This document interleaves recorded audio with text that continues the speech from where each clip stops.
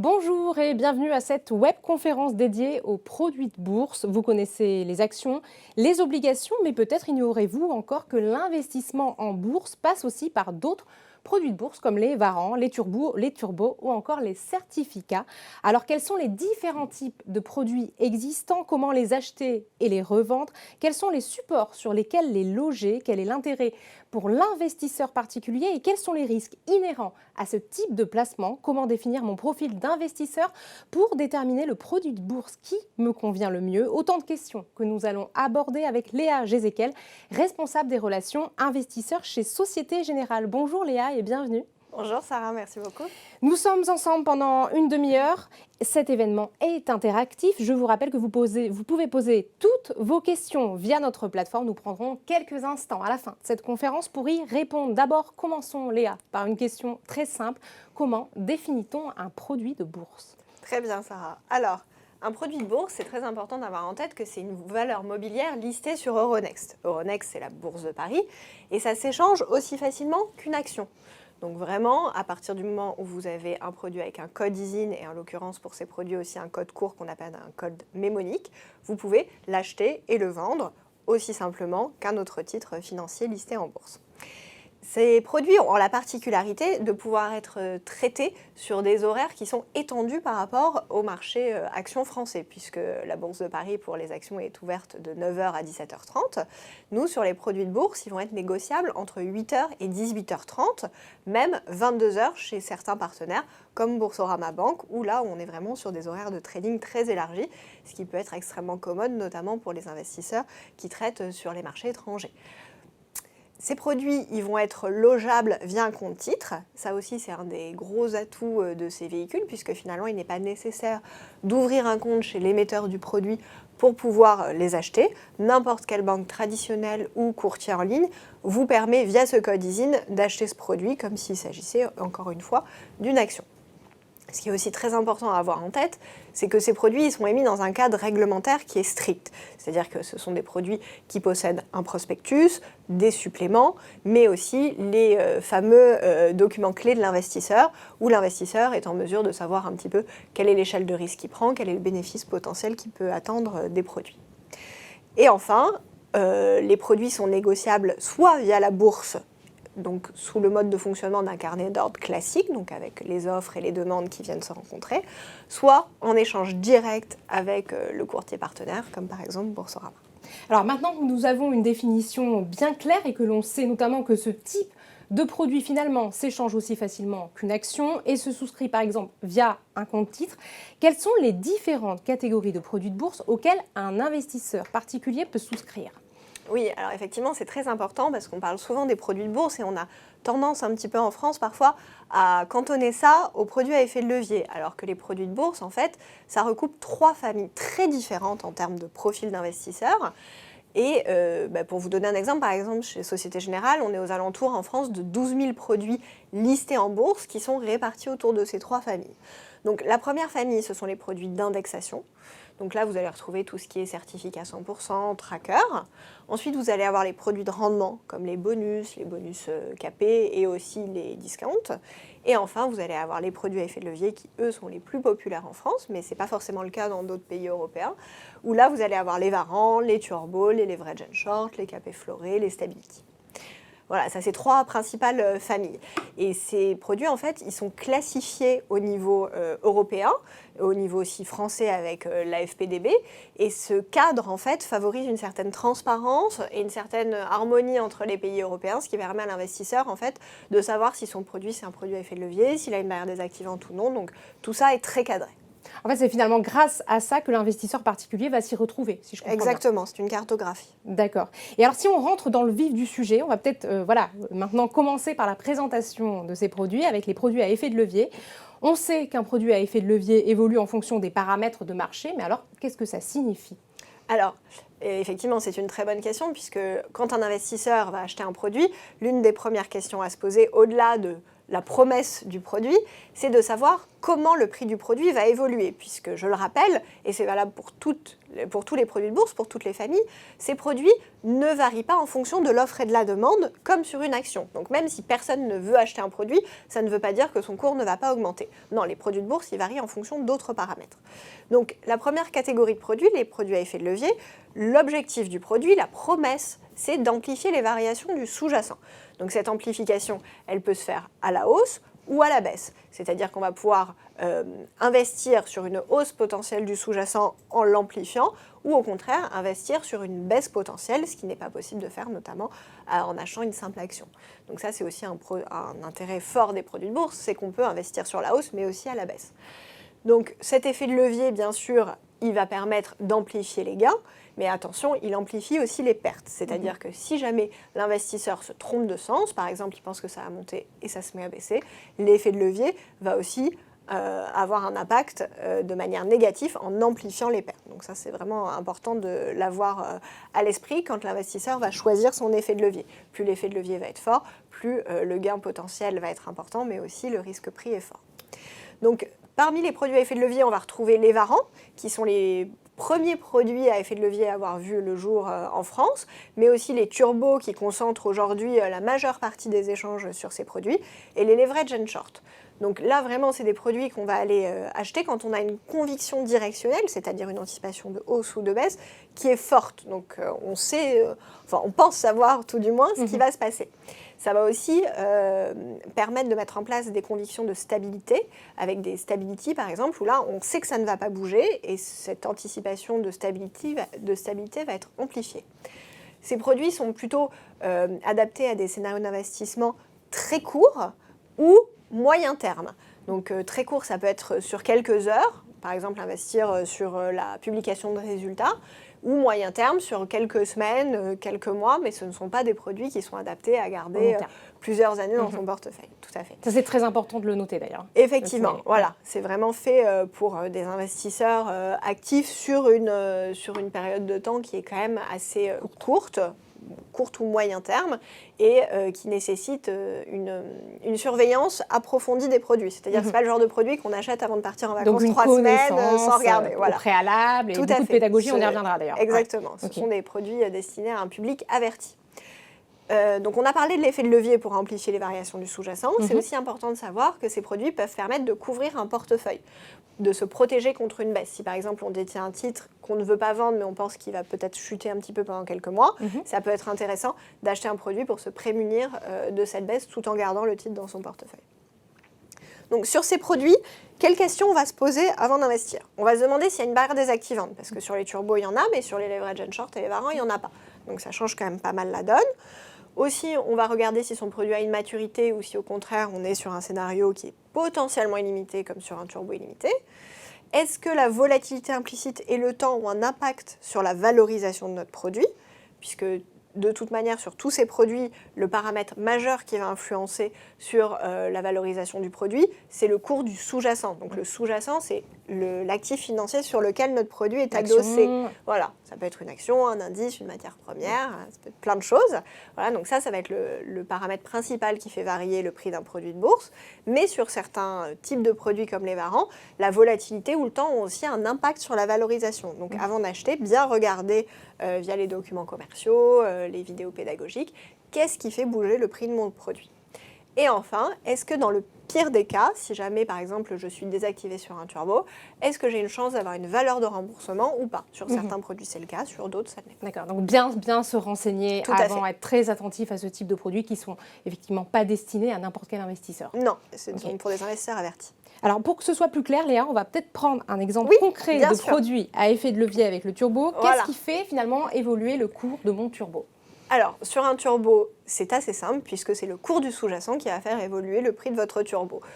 Là, on a pris un turbo call baisse, donc ce sont des turbos illimités où le niveau de la barrière et du prix d'exercice sont égaux. Donc, pour la simplicité de l'exemple, c'est plus commode.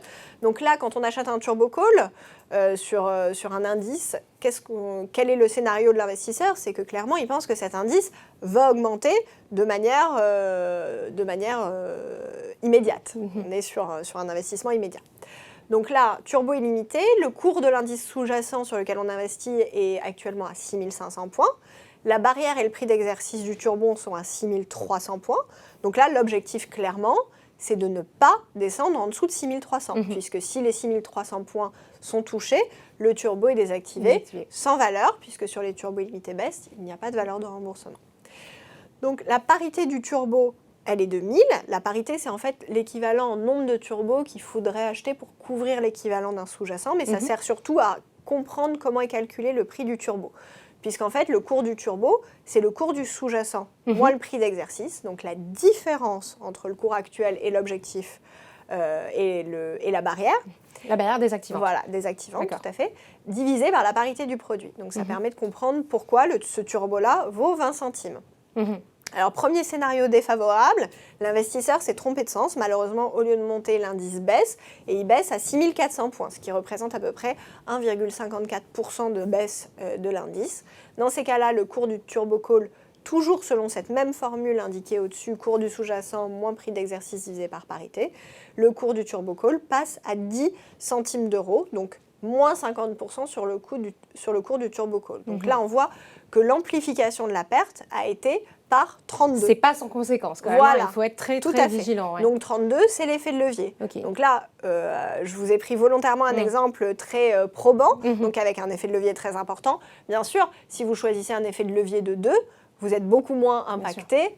Dans le cas aussi on peut choisir scénario. Du coup son effet. Tout à fait. En fait, parmi les 12 000 produits qu'on propose, surtout sur des sous-jacents très traités, adaptés aux différents profils. Voilà, exactement. On propose tout un panel qui peut aller de 0 à 100 d'effets de levier pour vraiment couvrir tous les scénarios d'investissement possibles. Et alors, dans le cas où le scénario est favorable, c'est quand même l'objectif. Donc là, on a exactement la même hausse de l'indice versus la baisse. Donc, on est sur 1,54% de hausse du CAC 40. Là, notre turbo call, il va augmenter aussi de 50%, donc toujours le même effet de levier de 32, et passer à 30 centimes d'euros. Voilà. Donc, attention à la barrière désactivante. Si jamais le cours du sous-jacent touche cette barrière, le turbo n'a plus de valeur. Ok, encore une fois, soyez vigilants. Alors peut-être qu'ils sont moins connus que ces fameux produits à effet de levier. On va parler des produits de rendement qui permettent d'aller chercher un peu plus de rendement sur des actions. Et vous allez nous en dire plus à ce sujet, Léa. Oui, tout à fait. Alors c'est valable sur des actions, mais c'est aussi valable sur d'autres catégories de sous-jacents. Et en fait, l'objectif des produits de rendement, là, pour le coup, c'est d'aller tirer profit de scénarios de marché qu'on va appeler alternatifs. Alors, c'est quoi un scénario de marché alternatif ?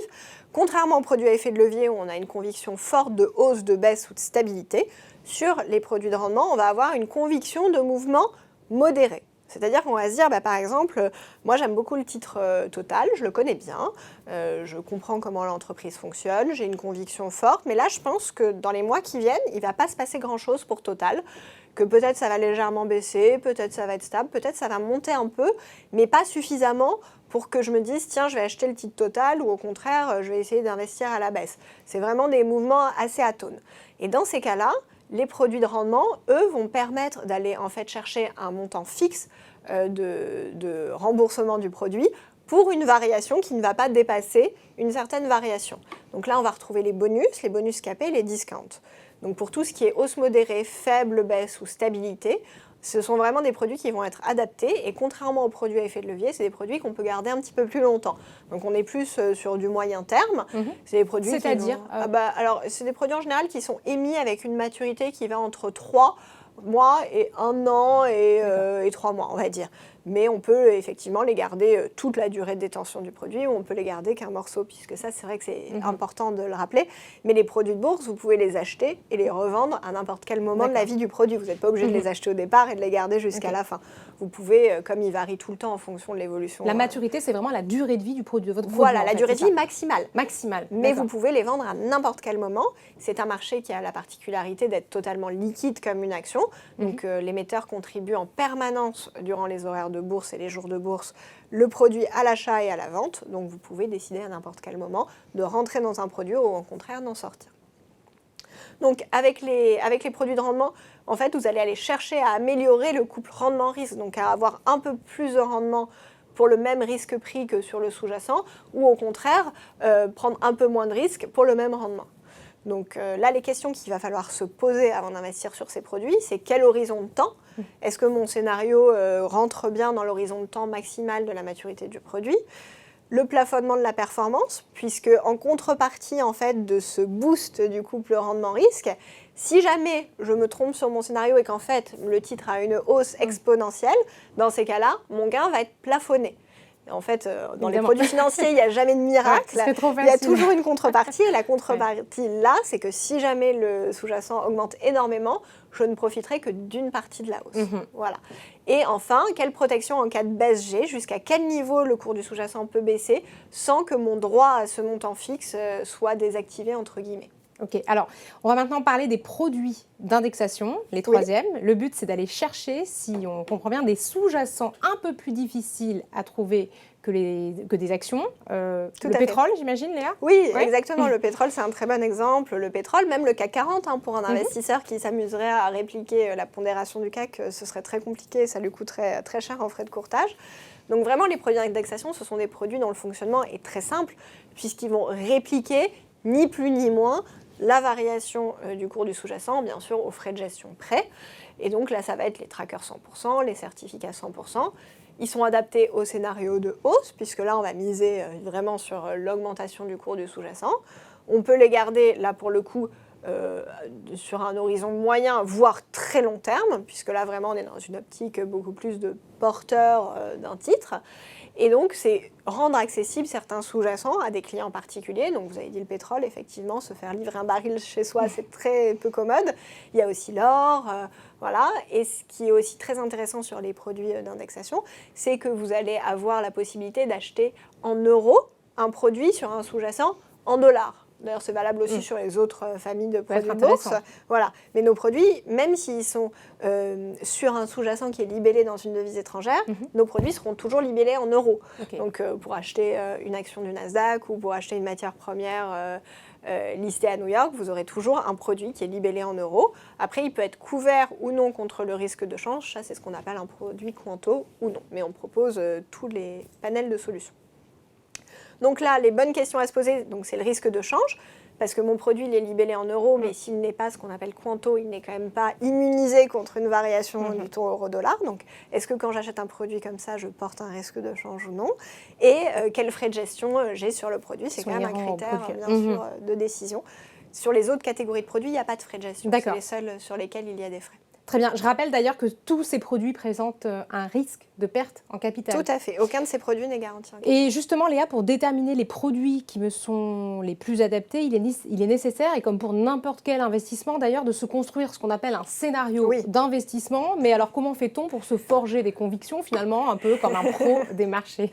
Tout à fait. C'est vrai que souvent, on a une hotline qui nous permet de dialoguer de manière très facile avec nos investisseurs ou les gens qui s'intéressent à nos produits. Et souvent, on nous dit mais alors moi j'ai envie d'investir, mais sur quoi j'investis? Alors nous, on n'est pas habilité à faire du conseil en investissement, et c'est vraiment l'élément clé qui doit déclencher un investissement sur un produit de bourse, c'est d'avoir une conviction claire.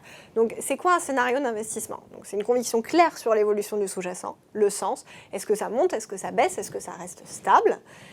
Ensuite, une fois qu'on a défini ça, il faut définir quel rendement on souhaite, sachant que le rendement est toujours proportionnel au risque. Se demander... Peut-être ne pas être trop gourmand. Voilà, qu'est-ce que je vise, mais qu'est-ce que je suis aussi prêt à perdre, voilà, vu mon niveau global de portefeuille et l'allocation que je souhaite mettre dans ces produits. Et les règles de gestion de portefeuille classiques, donc c'est-à-dire la diversification, ne pas mettre tous ses œufs dans le même panier, évaluer sa tolérance à la perte, et en fonction de la profondeur de son portefeuille d'investissement. Les conseils basiques finalement. Voilà, ne pas mettre trop dans un produit risqué, bien sûr. On ne va pas mettre toute son épargne dans un produit à effet de levier 40. Ensuite, une fois qu'on a son scénario d'investissement qui est prêt, j'ai envie de dire, on va chercher le produit qui va correspondre à ce scénario d'investissement. Donc c'est là où nous, en tant qu'experts des produits de bourse, on peut aider l'investisseur à trouver la bonne combinaison pour mettre en place techniquement son scénario d'investissement. Donc là, grâce à cette gamme très variée de produits de bourse, en fait, chaque stratégie est couverte puisque vous pouvez avoir du court terme, du moyen terme, du long terme, de la hausse, de la baisse, de la stabilité, mais aussi un niveau de risque qui va vraiment varier en fonction de votre appétence au gain et à la perte. Voilà. Le choix du sous-jacent est très important. Donc, quel type de sous-jacent vous voulez, sur lequel vous voulez investir? Quel va être le comportement de ce sous-jacent? Essayez quand même de regarder sur 10 ans si c'est un sous-jacent qui est très volatile ou qui est plutôt quand même d'une évolution assez conforme à ce qui est anticipé, et la durée de l'investissement. Est-ce que j'investis sur un jour pour pour investir sur un résultat, sur une annonce d'une banque centrale, ou est-ce qu'au contraire j'investis dans la durée parce que sur le long terme. Voilà. Et enfin, s'informer sans se disperser. C'est vrai qu'aujourd'hui, c'est difficile devant la multiplicité des supports d'information, mais c'est important quand même d'avoir des sites financiers spécialisés qu'on connaît, qu'on apprécie, qui sont éprouvés. Source d'informations fiables. Tout à fait. Et l'émetteur propose bien sûr beaucoup d'outils pour aider les investisseurs. On a finalement 3 éléments majeurs à retenir, Léa. Des objectifs précis, un produit adapté, s'informer sans se disperser. Il faut ajouter à cela la détermination de ce qu'on appelle dans le jargon son profil de risque. Il n'est pas inutile d'ailleurs de rappeler aux investisseurs qui nous regardent que plus le rendement est élevé, plus le risque pris est aussi élevé. Alors comment je vais déterminer ce fameux profil, Léa ?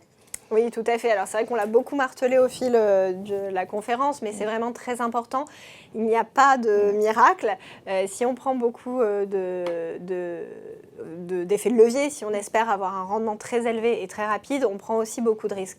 Donc, parmi cette myriade de produits de bourse et ces différentes familles, vous avez vraiment différents profils d'investisseurs et qui doivent être échelonnés en fonction de leur tolérance au risque. Ce rendement étant indissociable du risque, si vous prenez beaucoup d'effets de levier, il faut admettre en amont la possibilité que sur votre investissement, vous êtes prêt à aussi perdre potentiellement la totalité de votre investissement si le scénario ne se réalise pas. Donc la vigilance de l'investisseur, elle doit vraiment être exacerbée sur l'effet de levier choisi, le niveau de cet effet de levier. Si c'est 2, vous n'êtes pas du tout sur le même profil qu'un investisseur qui choisit 50 d'effets de levier, puisque 50 si vous prenez un effet de levier de 50, vos gains et vos pertes iront 50 fois plus vite que sur le sous-jacent. C'est l'élément clé à retenir. Et ensuite, la barrière désactivante, ça aussi, puisque ça sonne la fin d'un investissement lorsque le niveau de la barrière est touché. Je crois que vous avez peut-être un croquis à nous montrer justement pour déterminer le profil de risque en fonction des produits. Effectivement. Ça part de l'obligation, on voit que le risque est quand même très faible, au turbo, où là, effectivement, le risque est élevé. Alors, forcément, la perte en capital peut aussi être conséquente. Exactement. Les turbos, pourquoi ils sont en haut de courbe? C'est parce que c'est ceux qui vont pouvoir potentiellement proposer le plus de rendement. Et au niveau du risque, ils sont effectivement importants aussi puisqu'il y a une barrière désactivante. Mais ce qui est intéressant à comprendre, en fait, c'est que cette courbe, je pourrais la faire pour chacun des produits. C'est-à-dire qu'un turbo d'effet de levier 2, je pourrais le mettre à la place, si on faisait un schéma juste sur les turbos, à la place d'une obligation, et un turbo effet de levier 100 serait en haut. Donc au sein de chaque famille, c'est vraiment les caractéristiques que l'investisseur va choisir qui va déterminer la prise de risque et le rendement attendu sur le produit. On rappelle d'ailleurs, on le martèle, effectivement, qu'il est nécessaire de bien comprendre tous ces produits. Il faut donc être prêt à y passer potentiellement beaucoup de temps, j'imagine. Mais alors, comment se forme-t-on? Est-ce qu'il existe peut-être des outils pédagogiques qui nous permettraient de nous former à ces fameux produits de bourse? Tout à fait. Alors, c'est vrai qu'il faut y passer du temps. Après, aujourd'hui, on a la chance de pouvoir proposer quand même des outils qui sont bien faits et qui permettent de comprendre le produit de manière synthétique, plus rapidement peut-être qu'avant où on se limitait aux brochures traditionnelles. C'est vrai qu'aujourd'hui, par exemple, vous avez des vidéos sur chaque catégorie de produits qui, en 3 à 5 minutes, récapitulent vraiment comment un produit fonctionne. On propose aussi beaucoup de webinaires, des guides pédagogiques qui sont assez didactiques, des conférences. On a aussi un magazine mensuel qui traite de la bourse en général, mais qui fait des points sur les produits un petit peu plus approfondis. Très complet d'ailleurs. Allez-y, consultez-le vraiment. Des simulateurs de prix, donc pour essayer de voir un petit peu comment votre produit va évoluer, des portefeuilles virtuels où vous pouvez mettre des produits qui vous intéressent dans votre portefeuille et observer sur quelques mois comment ça varie avant de vous lancer pour de vrai sur les marchés. Et on a aussi un sélectionneur de produits qui s'appelle Match My View, qui en fait vous permet, lorsque vous rentrez votre scénario, donc c'est ce que je vous disais, l'étape 1, vous rentrez votre scénario et en fait l'outil va scanner l'intégralité de nos 12 000 produits en 4 secondes et va vous donner les produits les plus adaptés au scénario d'investissement que vous allez rentrer. Donc, disponible donc sur le site de la Société Générale. De la sgbourse.fr. Très bien. Donc on voit qu'il existe une multitude de supports à ce propos. Le portail Boursorama regorge d'informations boursières et financières avec plus de 30 000 contenus par mois. On va maintenant prendre quelques questions du public, Léa, avec la première. Bonjour, les produits de bourse peuvent-ils être mis dans un PEA ? Alors, c'est une question qui revient très souvent et malheureusement, je suis navrée d'y répondre par la négative. Non, les produits de bourse ne peuvent pas être mis dans un PEA. Ce sont des produits qui se logent dans un compte titre. Essentiellement, donc. Voilà. Ok, très bien. Comment puis-je utiliser les produits de bourse pour protéger mon portefeuille actions ? Oui, tout à fait. Alors ça, c'est ce dont on parlait, c'est la couverture. Donc ça pourra être des turbo-puts ou des var-en-put. Donc là, le titre peut être détenu et on achète une certaine quantité du turbo ou du var-en-put. En fonction de l'effet de levier, ce ne sera pas la même quantité. Plus on prend un effet de levier fort, moins il y aura besoin d'acheter de produits, mais plus ce sera risqué comme couverture.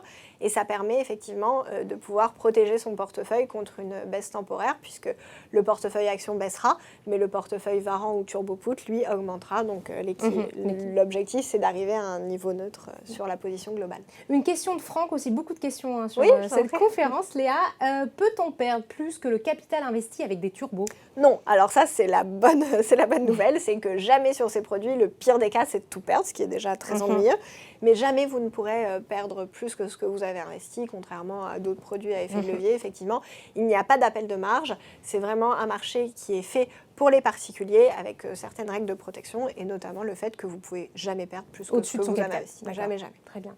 Avez-vous des produits basés sur des cryptos ?